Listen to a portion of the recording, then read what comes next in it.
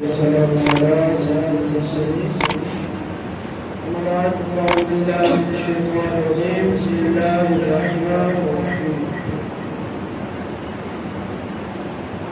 قال الله تبارك وتعالى في القرآن المجيد والفرقان الحميد: إن الله وملائكته يصلون على النبي يا أيها الذين آمنوا صلوا عليه وسلموا تسليما. اللهم صل على محمد وعلى آل محمد وعلى أصحاب محمد وعلى آل بيت محمد كما تحب وترضى. صلاة وسلام عليك يا رسول الله. اللہ رب العزت کے حسن کے بعد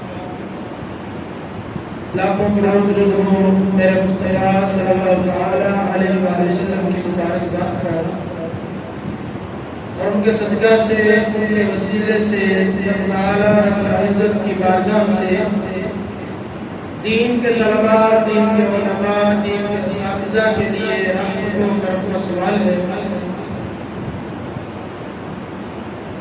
اللہ رب العزت کا یہ بڑا فضل ہے کہ رب کریم نے ہمیں علم دین حاصل کرنے کا موقع عطا فرمایا، اسباب عطا فرمائے، وگرنہ بزرگوں کے اسلاف کے جو حالات ہم پڑھتے اور سنتے ہیں کہ ایک ایک روایت حاصل کرنے کے لیے سینکڑوں میل کا اور کئی کئی شہروں علاقوں کا سفر بھی ہمارے بزرگوں نے کیا۔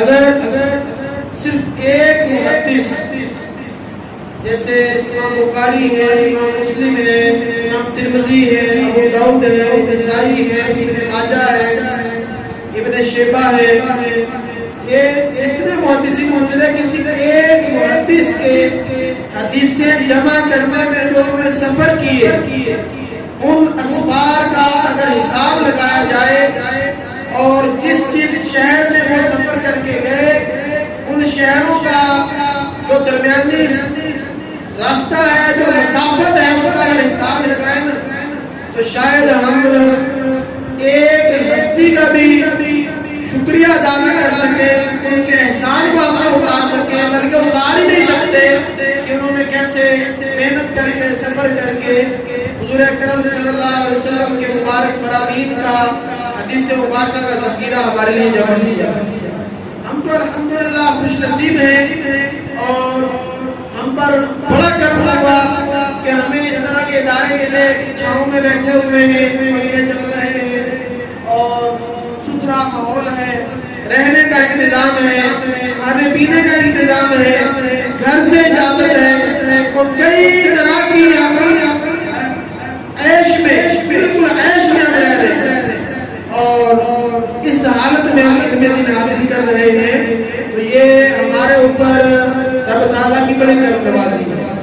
اب ان کرم نوازیوں کے بعد دینی ادارے میں آنے کے بعد اب ہمارے کچھ فرائض بنتے ہیں، ہماری کچھ ذمہ داریاں بنتی ہیں، ہمارے اوپر کچھ چیزیں لازم ہوتی ہیں جن کو پورا کرنا ضروری ہے۔ ان میں پہلی چیز تو یہ ہے کہ ہم علم دین اخلاص کے ساتھ دین اسلام کی خدمت کی نیت سے حضور اکرم صلی اللہ علیہ وسلم کی تعلیمات آپ کی امت تک پہنچانے کی نیت سے اور پوری محنت کے ساتھ ہم حاصل کریں، یہ بنیادی پہلا ہمارا قدم ہونا چاہیے۔ ہم ہاتھ ہو گئے تو یہاں پر آ کر ہماری نیت بھی خالص رہے اور ہماری محنت بھی مضبوط رہے اور اس میں استقلال بھی رہے، مستقل طور پر ہم محنت کرتے رہے۔ دوسری چیز ہے کہ پڑھنے کے بعد، سیکھنے کے بعد ہم اس علم کو آگے پہنچانے کا اہتمام کریں۔ اس علم کو ہم آگے کیسے پہنچائیں گے؟ اس کے کئی طریقے ہیں۔ ایک طریقہ ہے کہ آپ تدریس اختیار کریں، پڑھانا شروع کریں، اپنا ادارہ بنائیں یا کسی چلتے ہوئے ادارے میں آپ پڑھائیں، جو سیکھا ہے اسے آگے سکھائیں۔ اور دوسری چیز ہے کہ آپ امامت اور خطابت کی خدمت انجام دیں۔ اس میں کیا ہوگا؟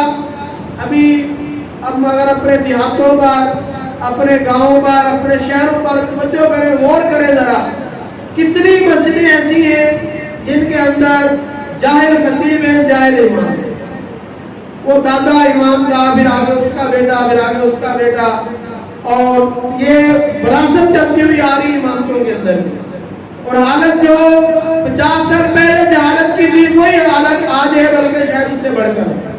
تو یہ بھی آپ کی ذمہ داریوں میں آتا ہے کہ یہاں سے فارغ التحصیل ہونے کے بعد، اپنی تعلیم پوری کرنے کے بعد، مساجد میں امامت اور خطابت کی جو ذمہ داری ہے اسے اخلاص اور محبت کے ساتھ پورا کریں، لوگوں تک خالص دینی تعلیمات، اسلامی تعلیمات ان کو آپ پہنچائیں۔ تیسری چیز جو ہے، میرا اصل ٹاپک یہی ہے جس پر میں بات کروں گا، ہمیں تحقیق و تصنیف، لکھنے لکھانے کی فیلڈ میں آنے کی بڑی ضرورت ہے۔ تحریر و تصنیف کا میدان ہمارا خالی پڑا ہے۔ آپ ادارے کے افراد ہیں، آپ اہل سنت کا ایک اہم حصہ ہیں، آپ یوں کہہ لیں کہ آپ اہل سنت کا تھنک ٹینک ہیں، جنہوں نے اہل سنت کے مقدر کا، اہل سنت کے مستقبل کا فیصلہ کرنا ہے کہ اہل سنت کا کل کیسا ہوگا، یہ آپ لوگوں کے ہاتھ میں ہے۔ اس چیز کا فیصلہ، اس کے لیے اقدامات، اس کے لیے غور و فکر، یہ آپ لوگوں کے حوالے ہے۔ تو آپ اس اعتبار سے تھنک ٹینک کی حیثیت رکھتے ہیں، ایک سوچنے کی، غور و فکر کرنے کی کیفیت، یوں کہہ لیں کہ اہل سنت کی اسٹیبلشمنٹ آپ ہے۔ اگر آج آپ اس حوالے سے مناسب قدم اٹھائیں گے تو کل آپ اہل سنت کو کامیاب کر سکیں گے، اہل سنت کا جو چہرہ ہے اس کی دمک بڑھا سکیں گے، چمک بڑھا سکیں گے۔ تحریر و تصنیف کی اگر ہم بات کریں، ہمیں یوں تو ہر میدان میں مخالفین کا بڑا سامنا ہے۔ تحریر و تقریر کا میدان ہو یا تدریس کا ہو، مدارس بنانے کا میدان ہو یا کسی بھی اعتبار سے امامت اور خطابت کا فیلڈ کا ہو، دشمن ہر جگہ پر ہمیں نقصان پہنچانے، اہل سنت کو نیچا کرنے اور سنی مسلمانوں کے عقائد کو برباد کرنے اور دنیا والوں کو اپنے ساتھ جوڑنے میں مصروف ہے۔ اب وہ لوگوں کو کیسے اپنے ساتھ جوڑتے ہیں؟ وہ اپنے اعتبار سے سنجیدہ گفتگو کریں گے، پڑھی لکھی گفتگو کرنے کے انداز اختیار کریں گے، وسائل اپنے وہ استعمال کرتے ہیں، وہ اپنے تعلقات کو استعمال کرتے ہیں۔ اس کے علاوہ اگر ہم مارکیٹ کا وزٹ کریں تو کتابیں لکھنے کا جو راستہ ہے وہ انہوں نے استعمال کیا، کتابیں جاری کرنے کا، عربی کتابیں ہوں یا اردو کتابیں ہوں، عربی سے اردو کے ترجمے ہوں یا دینی جرائد اور رسائل ہوں یا اخبارات ہوں یا تحریر و تصنیف کے مقابلے ہوں یا سیمینار ہوں، انہوں نے ان چیزوں کو اس لیے استعمال کیا کہ سنی مسلمانوں کو نیچے دکھائیں، اہل سنت کو جاہل دکھائیں، اہل سنت کو کمزور دکھائیں، اور وہ اپنے آپ کو یہ ثابت کر دیں کہ اصل جو اسلام کی تعلیمات ہیں اور اسلام کے جو محافظ ہیں وہ تو ہم ہیں۔ یہ وہابیوں دیوبندیوں کا منشور ہے جس میں وہ آگے بڑھتے ہوئے جا رہے ہیں۔ اب یہاں پر طلبہ کرام دور حدیث تک بیٹھے ہوئے ہیں، اولا سے دور حدیث تک کے، تو خاص طور پر وہ طلبہ جو درجہ رابعہ یعنی چوتھے سال سے دور حدیث تک کے طلبہ ہیں، وہ پوری توجہ میری جانب کریں اس بات پر کہ ہمارے پاس تحریر و تصنیف کے میدان میں کیا کیا کمزوریاں ہیں۔ ہمارے پاس قرآنی عنوانات پر آ جائیں تو ہمارے پاس کون سی کتابیں، کتنا مواد ہے ہمارے پاس۔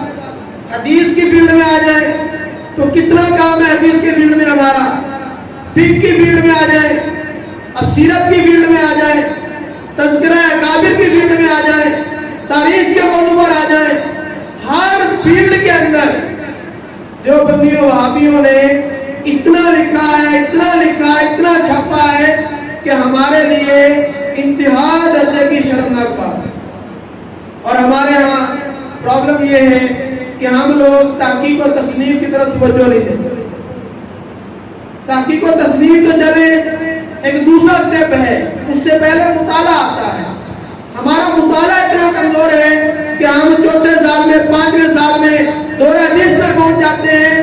ہم نے فتاویٰ کی کتابیں کتنی بڑی ہوتی ہیں، حدیث کی کتاب کا کتنا مطالعہ کیا ہوتا ہے، قرآن پاک کا ترجمے کے ساتھ تفسیر کے ساتھ کسی ایک تفسیر کا مطالعہ کیا ہو، ہم نہیں کرتے. ہمیں ادھر ادھر سے دوسری مصروفیتیں، انہی سے ٹائم نہیں ملتا. ایک موبائل میں جان لے لی ہے، موبائل میں لگے رہتے، یا پھر دوستوں کے ساتھ تعلقات، سیر سپاٹا، ادھر ادھر جانا، یہ چیزیں، ان چیزوں نے ہمارا بہت نقصان کر دیا. اور اگر جن کو ٹائم ملتا بھی ہے تو وہ بھی مطالعہ کرنے کی طرف نہیں آتے. میں کل کچھ دوستوں کے ساتھ بیٹھا تھا، میں نے ان سے کچھ کتابوں کے نام پوچھے، کچھ تذکرہ کیا، بلکہ یہ تو خیر چھوٹی بات ہے. میں اس سے بڑی آپ کو بتاؤں، ایک دورہ حدیث کے طالب علم کے سامنے میں نے شیخ عبداللہ محدث دہلوی رحمۃ اللہ علیہ کا نام لیا تو پوچھنے لگا یہ کون ہے. ہم اپنے اکابر سے، اپنے بزرگوں سے اتنے بیگانے ہو گئے. ایک کے سامنے بات ہوئی، ایک حدیث پاک کی، اسے کہا گیا یہ حدیث پاک صحیحین میں ہے. کہنے لگا صحیحین کیا ہے؟ یہ میں حقیقت بتاؤں کہ یہ صرف اس ایک بندے کی حالت نہیں ہے، یہ ہماری بہت بڑی تعداد ہے ایسے طلباء کی جو کتابوں کے بارے میں جانتے نہیں، نہ کتابوں کے بارے میں جانتے ہیں، نہ مصنفین کے بارے میں جانتے ہیں، اور نہ پھر آگے افراد کے بارے میں. لاہور کا ایک ادارہ ہے، اپنے آپ کو وہ سنی کہتا ہے، لیکن وہ گود میں جا کر دیوبندیوں میں بیٹھتا ہے. اس نے تھوڑا عرصہ پہلے ایک کتاب شائع کی، اخلاق العلماء، امام اجوری رحمۃ اللہ علیہ کی. اس کا ترجمہ اس نے شائع کیا. اب وہ سنی پلیٹ فارم شو کر کے اس نے شائع کیا، لیکن ترجمہ کرنے والا دیوبندی کا ترجمہ اس نے شائع کیا، اور پورے جتنے اس نے تعلقات تھے سنیوں سے ان تک پہنچایا، بیچا اور اپنا اس نے نام کمایا. میں نے اسے فون کیا، میں نے کہا یہ آپ نے جو ترجمہ شائع کیا یہ کون ہے بندہ؟ بولا کون ہے؟ میں نے کہا دیوبندی ہے. بولا آپ کے پاس ثبوت؟ میں نے کہا آپ کے پاس سنی ہونے کا ثبوت ہے کوئی اس کا؟ میں نے کہا میں تو آپ کو اس کی ہر چیز نکال کے دے دوں گا. دارالعلوم دیوبند کا وہ پڑھا ہوا تھا، قاسم نانوتوی کا خاص مرید تھا اس کا، دیوبندیوں کا، اور تم نے اس کا ترجمہ چھاپ دیا. بولا نہیں مجھے پتا نہیں. حالانکہ وہ بندہ دعویٰ کرتا ہے کہ میں سنیت کے لیے کھڑا ہوں.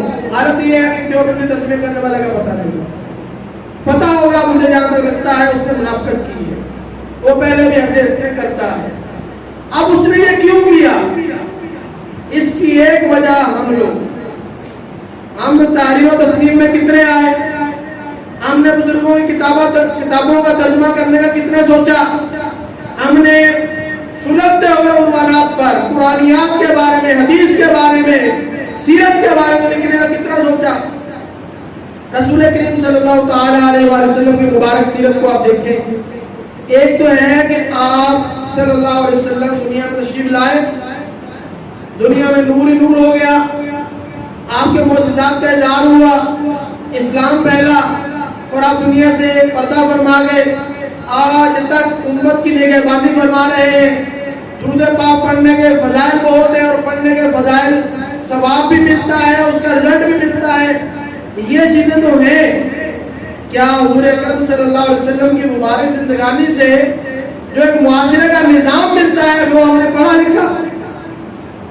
آئلی زندگی میں حضور کی سیرت کا کیا انداز ہے، کیا کردار ہے؟ اقتصادی نظام میں، مالی نظام میں، تجارتی نظام میں، معاشرتی نظام میں، معاشی نظام میں حضور کی سیرت سے ہمیں کیا ملتا ہے؟ کیا ہم نے ان ٹاپکس پر لکھا؟ اگر آپ درس نظامی والا نہیں لکھیں گے کون لکھے گا؟ سیرت تو آپ پڑھ رہے ہیں، حدیث آپ پڑھ رہے ہیں، قرآن آپ پڑھ رہے ہیں، فقہ آپ پڑھ رہے ہیں، اور کون سی بے جائز ہے کون سی ناجائز ہے چیزوں کو آپ پڑھ رہے ہیں. تو پھر حضور کا نظام ایک کتاب کی صورت میں امت کو کون دے گا اگر آپ نہیں دیں گے؟ یہ تو میں نے صرف ایک ٹاپک ذکر کیا ہے، ہزاروں نہیں لاکھوں پہلو ایسے ہیں جن پر آپ کو لکھنے کی ضرورت ہے لیکن ہم نہیں لکھ رہے. درس نامی کرتے ہیں, دورہ حدیث میں پہنچ جاتے ہیں. دورہ حدیث میں جا کر ہم نے لکھنا ہوتا ہے مقالہ, ریسرچ تھیسس, تحقیقی مقالہ لکھنا ہوتا ہے, تنظیم المدارس کے تحت آتا ہے. اس میں ہماری حالت کیا ہوتی ہے؟ میرا خیال ہے تنظیم المدارس کو بنے ہوئے 40 یا 45 سال ہو چکے ہیں. اتنے سالوں سے لوگ دورہ حدیث کر رہے ہیں, مقالے لکھ رہے ہیں, پاس ہو رہے, ڈگریاں لے رہے, سند لے کے عالم بن رہے. وہ مقالے کہاں جا رہے ہیں؟ وہ کہاں جائیں گے؟ وہ ردی میں جائیں گے. کیوں جائیں گے؟ دو چیزیں ہیں, ایک چیک کرنے والوں کا مسئلہ, دوسرا لکھنے والوں کا مسئلہ. چلو انہوں نے جو کرنا تھا کر دیا, چیکر نے چیک کیا, نمبر لگایا, مقالہ سائڈ میں کر دیا. جنہوں نے لکھے ہیں کیا ان میں سے کوئی بھی ایسا نہیں جسے یقین ہو کہ میں نے بڑی محنت سے لکھا ہے, یہ شائع ہو کر کتاب بننی چاہیے؟ لیکن ہمیں مارکیٹ کے اندر کوئی مقالہ تنظیم المدارس کا شائع شدہ نہیں ملتا. اگر کوئی ہوگا بھی ان 40 سالوں میں 40 مقالے بھی نہیں ہوں گے, جبکہ لاکھوں لاکھ افراد فاروق تحصیل ہو چکے. ٹھیک ہے, اس کی وجہ پتہ کیا ہوتی؟ بنیادی طور پہ ایک وجہ ہوتی دوران تعلیم محنت نہیں کی. اولن اولا ثانیہ کے اندر صرف و نحو پر محنت نہیں کی, عربی عبارت کمزور رہ گئی, بنیادیں ہماری کھوکھلی ہو گئی. اس کے بعد تیسرے چوتھے سال میں پہنچے, بنیاد پہلے کھوکھلی تھی, اب آگے جو ہے وہ عربی کتابوں سے واسطہ پڑا, تو وہ عربی کتابوں سے گہرائی کی حد تک جو واسطہ ہونا چاہیے وہ نہیں پڑتا. ہم بھی اس سے جان چھڑاتے ہیں, بس پیپروں میں پاس ہونے کے لیے کسی نہ کسی طرح چلتے رہتے. چلتے چلتے جب دورہ حدیث میں پہنچے, اور اس سارے دورانیے میں کبھی کوئی مضمون لکھا ہی نہیں, کوئی تحریر لکھی نہیں, خالی پیپروں میں 2 صفحے جو لکھنے وہ لکھنے. اور دورہ حدیث میں آگے جب مقالہ لکھنا پڑتا ہے پھر ہم دیکھتے ہیں اب وہ مقالہ جو ہوتا ہے وہ یا تو کسی سے لکھوا لیتے ہیں, یا کسی ایک کتابیں 2 کتابیں سامنے رکھی وہ سادہ لکھا اور بھیج. تو یہ چیزیں انتہائی دکھ والی ہیں, انتہائی دردناک صورتحال ہے.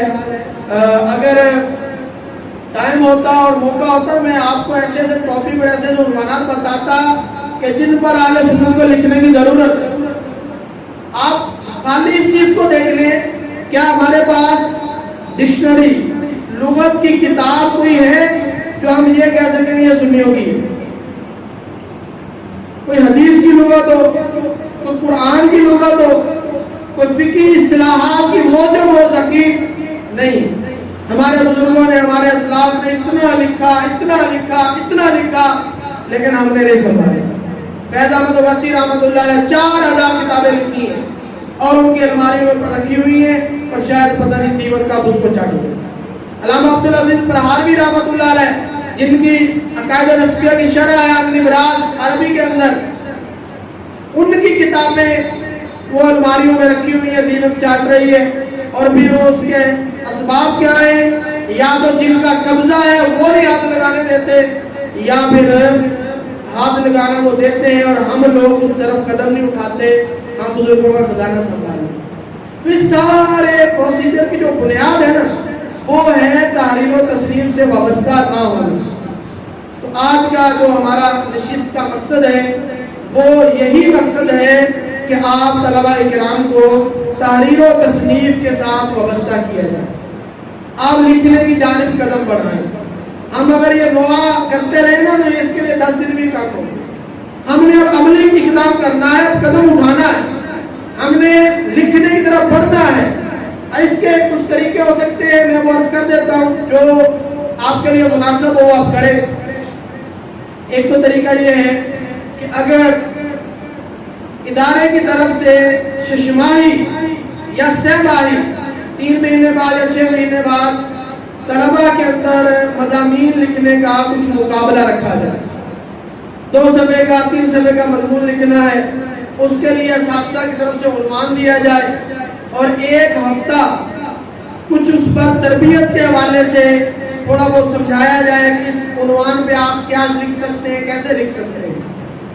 ایک طریقہ یہ ہو سکتا ہے کہ اگر ادارے کی طرف سے 6 ماہی یا سالانہ کوئی رسالہ جاری کیا جائے, وہ اگرچہ مارکیٹ میں چھپ کر نہ آئے, وہ کم از کم مضامین لکھے جائیں, اور PDF فائل کی صورت میں ان کو وائرل کیا جائے۔ صاحبزادہ عثمان صاحب اس چیز کو اچھی طرح سمجھتے ہیں، میں اس لیے یہ بات کر رہا ہوں۔ اور تیسری چیز ہے مضمون نگاری کے حوالے سے میں آپ دوستوں کو کچھ یہاں پر بتاؤں گا کہ مضمون کیسے لکھنا ہے۔ تو اس چیز پر توجہ کرتے ہوئے کہ مضمون کیسے لکھنا ہے، آپ قدم اٹھائیں اور مضامین لکھنا شروع کریں۔ مضمون لکھنے سے پہلے چند چیزوں کا جاننا بڑا ضروری ہے، جن میں سے سب سے ایک بنیادی بات یہ ہے کہ ہمیں اتنا پتا ہو کہ مضامین کی کتنی قسمیں ہوتی ہیں۔ جو ہم لکھتے ہیں، چاہے مضمون ہو چاہے کتابیں ہوں، جو بھی ہوتا ہے اس کی قسمیں کتنی ہوتی ہیں، یہ معلومات ہونا بڑا ضروری ہے۔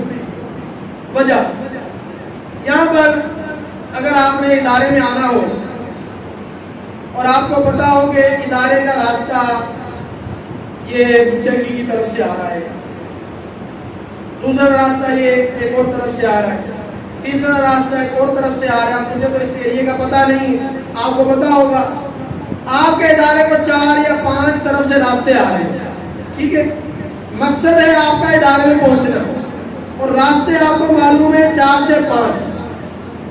تو جب آپ کو یہ 4 سے 5 راستے معلوم ہوں گے اور آپ مختلف راستوں کو جانتے ہوں گے، اب آپ اپنی سہولت کے مطابق ایک راستہ منتخب کریں گے، سہولت کے مطابق۔ اب وہ آپ اس میں کیا دیکھیں گے، کس راستے سے جانا ہے، میرے پاس گاڑی کون سی ہے، میرے پاس تیل کتنا ہے، میرے پاس ٹائم کتنا ہے، یہ راستہ محفوظ ہے یا نہیں ہے، یہ چیزیں آپ دیکھتے ہوئے ایک راستہ منتخب کرتے ہیں۔ اور اگر پتہ ہی نہ ہو، جیسے میں ہوں، مجھے پتا ہے جی بس یہ والا راستہ ایک آتا ہے، مجھے ایک کا پتا ہے، میں نے ادھر سے آنا ہے۔ اب اگر اس راستے کا مجھے پتا چلا جی اس راستے میں ڈاکہ پڑ جاتا ہے، میں تو نہیں آؤں گا، میرے پاس دوسرا راستہ ہی نہیں۔ یا مجھے پتا چلا یہ راستہ لمبا ہے، میرے پاس پیٹرول تھوڑا ہے، پیسے بھی نہیں ہے، میں نہیں آؤں گا۔ یا مجھے پتا چلا یہ راستہ زیادہ ٹائم لے گا اور میرے پاس ٹائم کم ہے، میں نہیں آؤں گا۔ تو یوں راستے میں رکاوٹیں آئی، میں پیچھے ہو گئی۔ یہی صورتحال تاریخ و تصنیف میں ہوتی ہے کہ ہم میں سے کئی افراد یہ سمجھتے ہیں کہ تاریخ و تصنیف کی شاید 1-2 قسمیں ہیں اور وہ اس کا دل مائل نہیں ہوتا، یا اس کا ٹائم نہیں ملتا، یا اس کے اسباب نہیں ہوتے، تو بندہ آتا ہی نہیں۔ تو یہی اگر آپ کو پتا ہو کہ نہیں، تاریخ و تصنیف کی 2-3 صورتیں نہیں ہیں بلکہ بہت ساری قسمیں ہیں اس کی، تو پھر بندہ اس فیلڈ میں سے جس طرف اپنا دل مائل ہوتا ہے اسے بندہ چن لیتا ہے۔ ابھی انشاءاللہ میں ان میں سے چند ایک چیزیں آپ کے سامنے رکھوں گا اور ان پر انشاءاللہ ہم بات کریں۔